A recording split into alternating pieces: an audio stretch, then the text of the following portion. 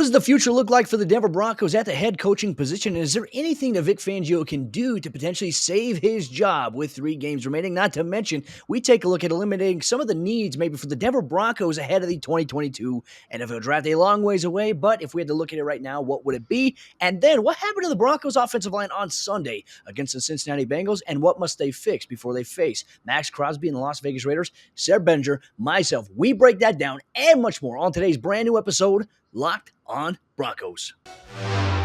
You are Locked on Broncos, your daily Denver Broncos podcast. Part of the Locked on Podcast Network. Your team every day. What's up, Broncos country? Welcome back into a brand new episode, Locked on Broncos, your daily Denver Broncos podcast here on the Locked on NFL Network, your team every day from the South Stands to the end zone. I'm your host, as always, Cody Rourke, joined alongside by my co-host, Sarah Benger. Both of us, we cover the Denver Broncos for the Locked on Network and 9 News. Make sure you follow and subscribe, free and available everywhere you get your podcast to get this show every single day on the road. If you want to watch us, make sure you hit that subscribe button here on YouTube, turn on notifications so you never miss out on all the action. Once again, Broncos country, thank you so much for making Locked on Broncos your first listen of the day. Sarah, look, a lot to talk about here today, my friend. We're going to ponder the future of Vic Fangio. Is there anything he can do to potentially save his job? We're going to look ahead of the 2022 NFL Draft as it stands today. Any positions the Broncos have to eliminate by now. And we also take a look at the O-line, my friend. I can't wait to break it all down with you. I can't wait too, Cody. It was weird having 2 games on Monday night, wasn't it? I mean, that was kind of an interest, especially with how brutal Cleveland's roster was. That was tough, man. I was contemplating in the middle of that game, like, do I just want to turn on some corny Christmas movie at this point? Because this is bad. But, man, it is exciting. We get to talk a little bit about the future. We get to talk a little bit about the more immediate future with this Raiders game coming up. I'm excited for today's episode. I'm excited to get to talk about some of the great questions people sent in. Mailbag time, baby. I know that Broncos country sent in some great questions. We didn't get a chance to get to all of them because there's so many. We probably spent 2.5 hours just answering the 17 questions we got. So we kind of formulated our topics based on that for you here today, Broncos country. Let's start things off. We got a lot of questions about the Broncos' future at the head coaching position. Obviously, some questions that came in from Metalhead and Jake Shepard. How likely are the Broncos to move on from Vic Fangio here after the 2021 season? We got to look at it from both angles. And Sarah, what are your thoughts on it? I don't know. At this point, Cody, it's really tough to say, isn't it? I mean, the Broncos are 7-7, and right now the playoffs are still a possibility. Like we talked about in previous episodes. Don't necessarily want to diminish that completely out of the pick. It's out of frame, like we said, but it could still come back into frame. So for Vic Fangio, I think what you have to do is you kind of have to look at both the good and the bad. Like you mentioned, he's done quite a bit of good for the Denver Broncos, especially if you look at kind of where they were before he got to Denver and where they are now. You know, they're the second best defense in the NFL in terms of points allowed. This is a team that they're top 10 in the NFL in limiting penalties. Like they don't commit a lot of penalties, so they are disciplined, as Vic Fangio promised that they would be. And we're playing meaningful games in December here, so you factor all that stuff in. The Broncos being really, really good on defense. They're limiting penalties, and they're relevant in December with a 500 record. That, to me, I don't know. I mean, you couple all those things together, and then you could go even deeper into stuff, and I'm sure we will as this conversation becomes even more and more prevalent, Cody. Things like, man, what a great job getting Kareem Jackson to switch positions and really making him a star at the safety spot. Individual player development. I feel like, to me, if the season was ending right now today, I would bring Vic Fangio back if I were George Paton, and I would say, hey, here's the condition, right? You have to let me help you pick a new offensive coordinator to get a new quarterback in here and to get a new offensive system in here. I know you want to pick your guys, but if you want to stay on as head coach next season, I feel like we need to change things offensively. We need to change things on special teams. We can't just continually hope that things are going to work themselves out with better personnel, because the players are getting better and the team is still making really bad mistakes on a weekly basis. So we got to switch some things up. We see the progress that you're making. That's where I'm at with it, Cody. I'm interested to know what your thoughts are from hearing things from players in the locker room. Like, what are you thinking as far as Vic Fangio's future with this team? Well, I think you make a lot of great points there. And I just constantly in our YouTube comment section, I get DMs about it. I get questions about it from fans Well, why don't the Broncos just make Mike Munchak the head coach and promote him upwards, and then make Vic Fangio the defense coordinator? Ladies and gentlemen, as a head coach, you are at the top position when you talk about the day-to-day of controlling an NFL franchise with the on-field day-to-day routine practice schedule. That is a leadership position. Nobody, and not even organization. There's no organization that would ever go to a head coach and say, hey, you're not doing a great job as a head coach. Would you like to stay and just be the DC? That is unheard of. All right. So please, Broncos country, let's get that out of our thought process. Vic Fangio would not take a demotion just to be the DC, to let somebody else be the head coach, because he, for the next 3 years, has been in a position of power and has been in a position where he's had to make decisions. That is a whole nother thing that you could potentially run into. I think, if anything, look, I will say this. If the Broncos do move on from Vic Fangio, Sarah, I would love the organization and George Paton to go to Ed Donatel and say, hey, we know you had the title of defensive coordinator. We know Vic called the plays. Would you stay and call the defense here for this Broncos team going into 2022? There's that nature to it. You mentioned the Broncos being a much more disciplined football team as well, not committing as many penalties. I would say for Vic Fangio, I love the points that you made about, if you're going to stay on as a head coach, you're going to let me help you pick the OC and special teams coach, and I'm going to have a little bit more input. But you need to be in control of the day-to-day. You need to be that voice and that presence in that locker room. I will say this, though, because as we saw some of the losses that have happened throughout the season, there have been times where players have been very frustrated with the dynamic as to what's going on. There's been some players that have lost some respect for Vic Fangio because of some of the things that he's preached about accountability and him not taking any himself. I would say that is something that is very real, very prominent right now in that Broncos locker room. But for the most part, Sarah, I think we have to look at it from this standpoint, right? You mentioned it, 7-7. Too early to say that his job is not safe. Too early to say that, okay, it's a foregone conclusion, he's going to be gone. Is there anything that Vic Fangio can do, in your opinion, in these 3 games that remain to stay on as the head coach? Also, while factoring in, let's just say that George Paton has that conversation with him, that he's going to pick the next OC and the special teams guy. I think definitely there is something. I think for sure if the Broncos go out and win these final 3 games, which of course everybody in Broncos country is going to be like, there's no way that's happening. But hey, that's why you play the games, right? You got to wait and see what's going to happen. If they go out and they win these last 3 games, I think it's 100% guaranteed that Vic Fangio will be back. That 10-7 record after winning 5 games last year with a top 3 defense, and you're not 3, that's a pretty big deal for a head coach. And I think that the argument could be made, Cody, and I've made this before on this show, and you've made it as well. I think, just both of us are on the same page with this. If you add a stud quarterback to this team right now, that kind of friction between the players and head coach Vic Fangio and accountability and all this,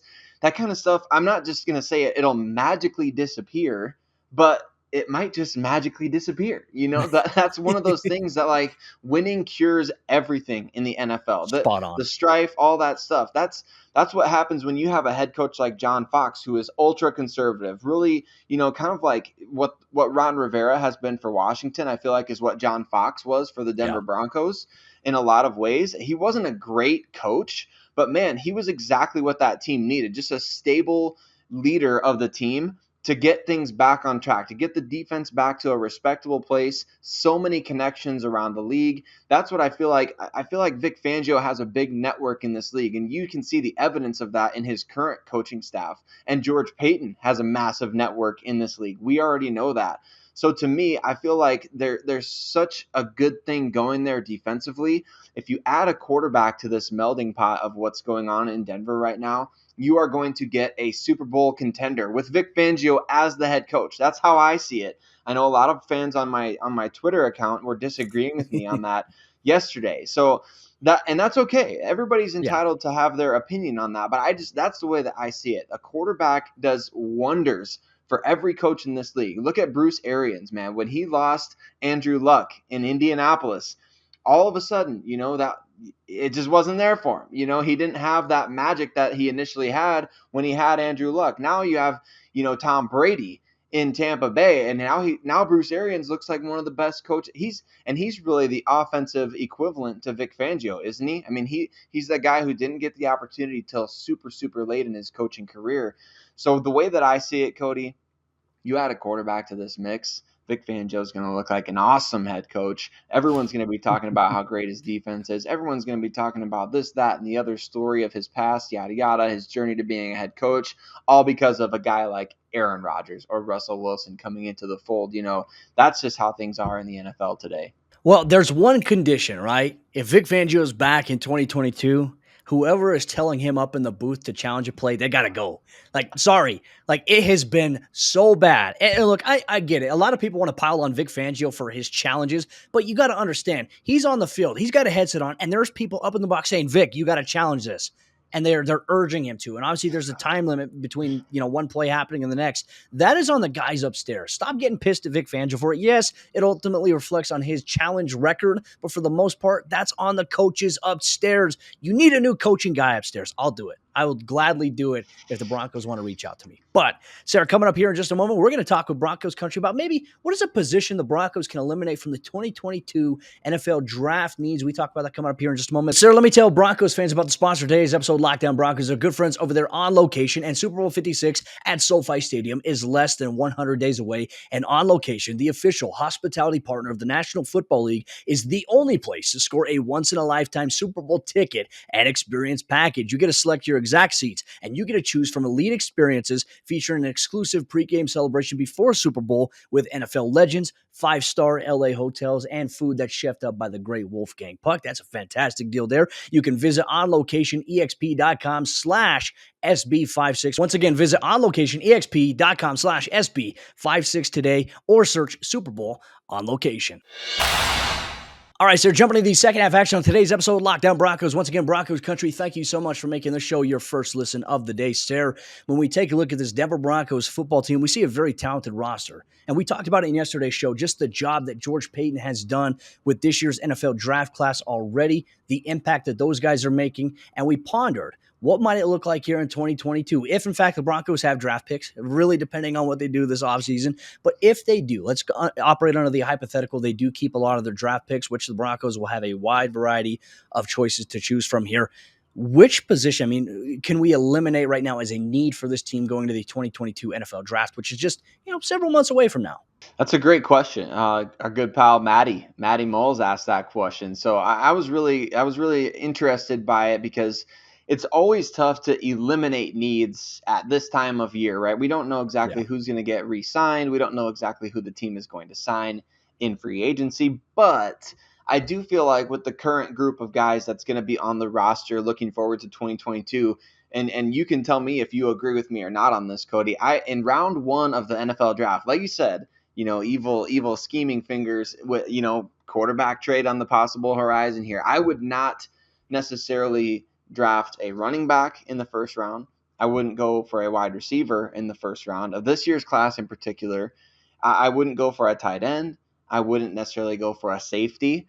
And I don't know about linebacker as well. I'm kind of moving on the train here that says don't draft a linebacker in the first round. But there's a guy out there in Utah, Devin Lloyd, who might change that discussion a little bit if he's available to the Denver Broncos. But I don't know. Where are you at with these positions that I just listed, Cody? I think ultimately it's about half the roster that I would say you can kind of stay away from in round one of this in this particular draft class. Well, there's several mock draft simulators out there that have safety listed as a need for the Broncos, which I certainly don't understand considering they went out and they got Caden Stearns and Jamar Johnson back-to-back, not to mention you have Justin Simmons, you have guys like P.J. Locke on the roster. I don't see how safety is a need for this football team, so I think that's a great one. Positions that you talked about that can't be eliminated: quarterback, offensive tackle, edge rusher, defensive lineman, and cornerback. I think cornerback is very interesting, and I'll touch on this briefly. You have expiring deals with Bryce Callahan. You have expiring deals with, Kyle Fuller. Asang Bassi got picked up by the Los Angeles Chargers after the Broncos had waived him. So, you lose out on 3 cornerback options right there, potentially, right? Nothing set in stone with Callahan or Fuller just yet. But at that point, let's just operate that those guys aren't back. Who do you have? Well, you do have Ronald Darby, who you signed to a 3-year deal. You have Patrick Surtain on a rookie deal. And then outside of that, you got Nate Hairston. And then you have some young guys behind that. So cornerback probably becomes one of the top needs. But then again, people are going to freak out if the Broncos draft another cornerback in round number 1 of this year's NFL draft. So there is that, or do the Broncos address that in free agency? I mean, there's a lot of questions because obviously the draft happens after that. I do think offensive tackle would be interesting, maybe at right tackle. I saw somebody saying that the Broncos need to upgrade left tackle. Look, Garrett Bowles, he had his worst game, I think, of the season the last couple of years, last week against the Bengals, no doubt about it. But after one game, we're already hitting that button, that narrative that the Broncos need to upgrade at left tackle. Come on, let's be serious, folks. I will say, in my opinion, Sarah, I think top priority, outside of quarterback, which I think George Paton is going to go and get a veteran guy, I'm going to go with edge rusher. Look, I think that you have Bradley Chubb, who right now is going to be next season entering a very crucial time of his contract. I mean, the 5th-year option, things like that. Next year is a big year for him. He has to perform. He has to stay healthy if he's going to get another extension to stay with the Broncos. So edge rusher is something you have to, I think, account for in case that does not happen. So there's that dynamic to it. You have Jonathan Cooper, who's going to be a stud. Don't get me wrong, but he's a 7th-round guy. Plays with a high motor. Can he be that starter opposite of Bradley Chubb? What about Malik Reed and his contract that's expiring? I mean, we look at other guys like Andre Mintz. We talk about these undrafted guys. We talk about these lower-level guys that, we saw really impress in preseason. I don't know if Denver can just bank on having those guys, right? So this is a very deep edge rusher class this season. I think the Broncos invest in that. I think that becomes top priority. What are your thoughts on maybe where the higher priority lies with this team? Yeah, interestingly enough, I think as far as the draft goes, I think you're spot on. Edge and defensive line are kind of at my top tier. Right next to them, though, I like is going nose to be tackle, cornerback. yeah. Yeah, nose tackle would be a good. The defensive line, a guy like I don't love the idea of this, Cody, but a lot of Broncos fans and NFL draft enthusiasts like myself will know Jordan Davis from Georgia. Just an absolute mountain in the middle of that Georgia defensive line. But you're going to use a first-round pick on a guy that plays roughly 50 to 55% of your snaps defensively. That's a tough pill for me to swallow. A cornerback, on the other hand, that guy is going to play 70, 75, 80% of your snaps right away, as would an edge rusher most likely. So I feel like those are the two positions that I would zero in on right now because, like you said, those expiring contracts, and then even with Ronald Darby, he's entering year 2 out of a year 3. And we know that any 3-year contracts anymore, unless they're fully guaranteed for like a quarterback or something, any 3-year contracts that are signed anymore are basically 2-year deals with a team option for a year 3. So basically Ronald Darby next season to me is entering into another make or break kind of contract year for the Broncos to decide whether or not to keep him in 2023. So we're getting way down the line there. But to me, Cody, I'm 100% spot on with you on this one. Edge rusher and corner seem to have the biggest, potential need when we look ahead to the 2022 draft for sure. Well, Broncos country, let us know what you think. Do you agree with Sarah and myself, whether it be cornerback, whether it be defensive lineman, whether it be edge rusher, or do you have a different need that you think the Broncos absolutely cannot eliminate ahead of the 2022 NFL draft when we look at this beautiful roster, a playoff roster on paper that we've talked about all season long? They're just missing a quarterback. So if the Broncos do get the quarterback, what becomes the biggest need for them that they have to address? Let us know in the comment section down below here on YouTube or on Twitter at CodyRourke at Sarah Benjamin. But Broncos country coming up here in just a moment. Sarah and I, we're going to focus on the Broncos offensive line. What happened on Sunday against the Cincinnati Bengals, and what must they correct ahead of the matchup with the Las Vegas Raiders, AFC West divisional play on the road? We answer that coming up here in just a moment. But before we do that, let me tell you about the other sponsor of today's episode, Lockdown Broncos. That's our good friends over there at Built Bar. Ladies and gentlemen, Built Bar is the best tasting protein bar that is out there on the market today. You've heard Sarah and I rave about it countless times here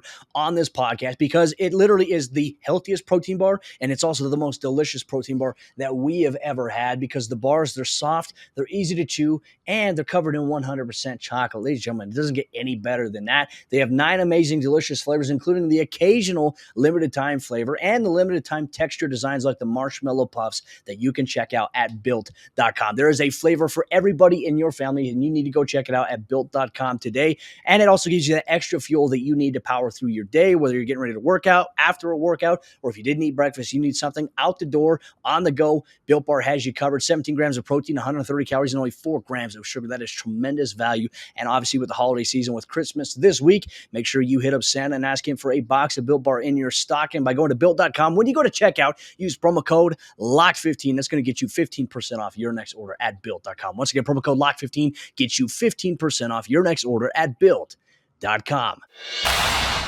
All right, sir, jumping into the fourth quarter action on today's episode, Lockdown Broncos. Once again, Broncos country, thank you so much for tuning in to today's show, making Lockdown Broncos your first listen today. Just a reminder, Spotify has now launched a brand new rating system. So if you're listening to this podcast on Spotify, you can now leave us a review. And it would mean the world to Sarah and myself if you love what we talk about every single day. If you could go to Spotify, leave us a 5-star review. If you're listening on Apple Podcasts, you have yet to leave a review there, please go leave us a 5-star review. Tell us why you love the show. Enter your Twitter handle. You'll be entered into any future contest giveaway that we do here on the podcast. Appreciate you so much, Broncos country, for making us your daily go-to. Sarah, my friend, look, there's a dynamic here that we have to address with this Broncos football team coming into a tough matchup against the Las Vegas Raiders, who barely held on against the Cleveland Browns.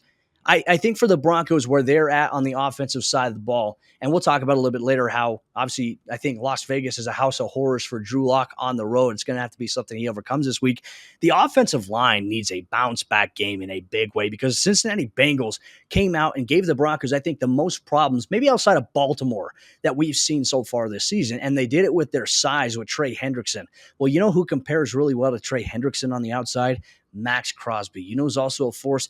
Yannick Ngakoue. I mean, that Raiders team is struggling right now. Yes, they're coming off of a win, but they struggled defensively all season long, except for those players. Those two guys have been mainstays for their defense. So in order to understand what you need to fix, what happened, what went wrong? Well, Sarah, I want to go back. I think what the Cincinnati Bengals did is they did a lot of what Tampa Bay did last season, what Kansas City did last season to Lloyd Cushenberry.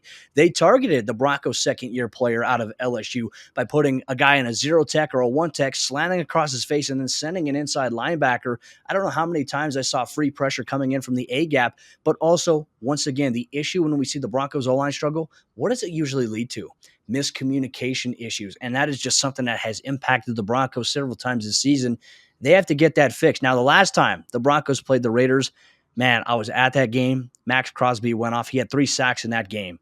And this is going to be another one of those games where the Broncos offensive line has to account for where he's at, where Yannick Ngakoue's at. The offense has to find a way to neutralize that defensive threat because for some reason, the Raiders defense always plays good against the Broncos offense. I'm not sure why, but they can't play good against anybody else besides Denver. I know. Isn't that such a bummer? I hate that the Broncos have become sort of a get-right team for other teams. That's the worst. That's the worst feeling in the world is watching that happen. It's like, man, all the stats say we should be doing this against this team. We're doing the exact opposite.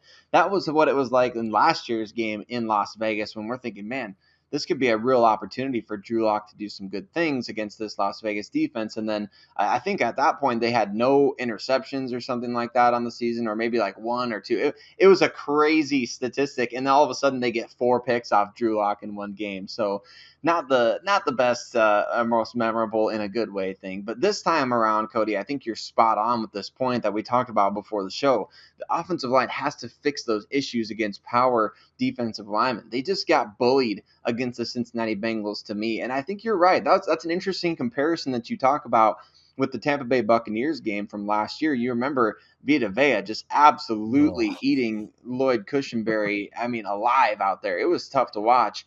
I don't know that the Raiders necessarily have a guy that can line up over the zero or the one technique like you mentioned and just absolutely blast Lloyd Cushenberry away, but the Broncos are going to have to maybe do a little bit better in terms of helping him out and communicating, because those communication issues and those A-gap blitzes by the inside linebackers, to me, that opened things up to confuse the Broncos offensive line when they would show those A-gap blitzes and then send somebody else or do kind of like a stunt type of thing. So that type of stuff has to be corrected. Javonte Williams, by the way, even with the offensive line issues, man, he might have been the best offensive lineman in the game. He was blocking his butt off. So that was fun to watch. But you don't necessarily want your running back making the best blocks in the game. And so I think against the Raiders, it's going to be up to Bobby Massey and Garrett Bowles to really have a bounce-back game. Those guys kind of got their butts kicked against Trey Hendrickson, Sam Hubbard, and then on the interior, DJ Reader really had his way against Denver's offensive line. So I feel like it's an opportunity. It's kind of a good thing that happens to you. You get your butt kicked, then you come back against the Raiders and you say, all right, what do we have to do to correct it? I think they have a real opportunity here to kind of correct things, get back on the right track, kind of play with a little bit more of a chip on their shoulder. I would love to see a lot more 13 personnel where you have two tight ends that are down on the line of scrimmage, one guy offset as a wing that you can motion left to right, extra protection on the backside. And I remember the Broncos last season on the road actually did that. There were times where Noah Fant would be lined up as the wing and they'd be in 13 personnel, and then they would bring him back underneath to help out with Garrett Bowles, or they'd line him up on the left side where Garrett is, bring him back to the right side to help out at right tackle against a guy like Max Crosby. I don't necessarily want that to be Noah Fant. You can use Eric Saubert for that type of thing while you have Albert O and Noah Fant down with their hands in the dirt, in line, whatever you want to call it. Obviously, you have to factor in who's eligible, who's ineligible. You have to factor that away. But I think we're going to see some more play action for this Broncos team. But extra protection helps. Why not give Drew Lock that extra protection? He can test the ball downfield. And look, you have nothing to lose, as we said in yesterday's episode of the show. But you have to find a way to avoid those big plays from happening. And I think the offensive line, look, it's going to be a huge week, like you mentioned, for Garrett Bowles, Bobby Massey. They need a bounce-back game in the biggest way. And also, Lloyd Cushenberry needs a bounce-back game. So the spotlight in the trenches is going to be on those guys, Sarah. And look, we're going to talk with your boy Q, host of the Lockdown Raiders, a little bit later on this week as we preview this matchup. You can get that, obviously, on Thursday's episode of the show. You can get it in a Wednesday preview on the YouTube channel, Lockdown Broncos. But ladies and gentlemen, thank you so much for tuning in to today's episode of Lockdown Broncos with Sarah Bettinger and myself. We love talking Broncos football with you all year long. And look, a big week ahead for this Broncos football team, 7-7. I know that the wins, the losses, it's been a sporadic season, but you know what? 3 games remain. Go out there and fight against your AFC West division rivals and prove a point and make a statement going into next season. That's the only thing the Broncos could do at this point in time. But we're going to be here the entire way to keep you covered. The Lockdown Broncos podcast, Sarah Bettinger and myself, we'll see you tomorrow for a brand new episode of the show.